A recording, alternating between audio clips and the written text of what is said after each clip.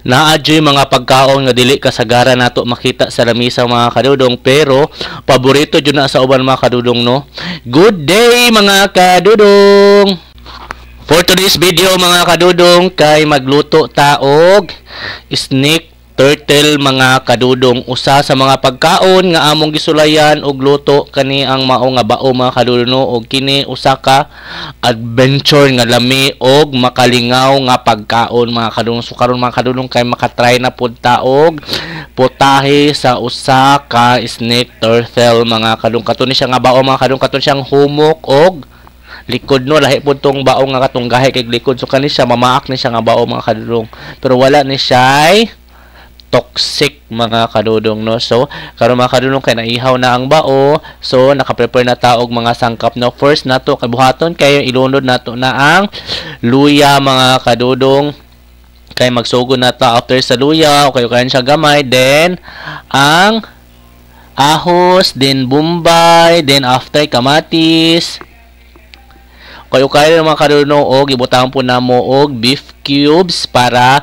mas lami jud ang templada sa atong potahe for today's video. Then after okay mga kadudong, pag na golden brown na ang mga lamas, ibutang na dai nato to ang karne sa snake turtle mga kadudong. Then butangan po namo siya og paminta, no. Din dauman lang nato siya mga kadudong kay aron muhumok siya og mulasa jud to ang iyahang mga gipangbutanga lamas mga kadudong, no. Then gibutangan namo siya magic sarap.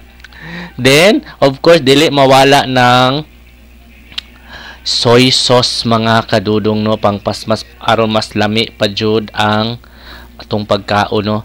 So then gibutangan po namo na siya og tuno mga kadudong para mulapot jud na ang atoang potahe mga kadudong. Then water, after that gibutangan po namo na siya og gatas, no. Kung magluto gid tanong potahe dapat din nato siya tipiron sa mga sangkap kay arong lami jud ang atong pagkaon mga kadudong. So kayo lang siya mga kadudong, kay kana siya mag dukot-dukot sa ang gilid mga kadudong, so kailangan siya og ukayon. Ice cream yan. Ice cream. Okay, sad. Kaya nagbawa kayo tayo. Agoy. Ice cream. Kaya naaman ka sila sa Karibinan mga kadudong, abunda jud ta og kahoy, no. Gidaob-daoban jud namo na siya. So karon ato na siyang tilawan og unsabay lasa ang da. Hoy, Ginoo ko nagubaang na. Tambang daw siya mga kadudong.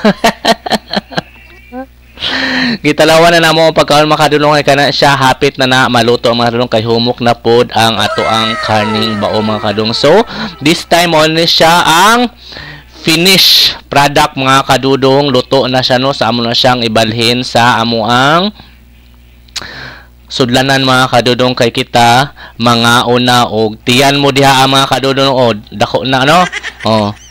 Sana all akong tiyan. Ay, sorry. So, luto naman siya mga kadudong. Siyempre, unsa pay buhaton nato, ato na ni siyang kaunon mga kadudong, no. So, katong wala pa katry ani, no, ayaw mo kahadlok og kaon ani mga kadudong, explore ninyo na inyuha mga baba nga mga kaon ani mga exotic food mga kadudong. Sa tinuod lang puno kay dili ra pud ko nakakaon ni Tito Art ani nga pagkaon no kaning bao, kay among kaon sa una bunog man to sa sapa, karon kay lahi na pud siya, no, bao na jud siya.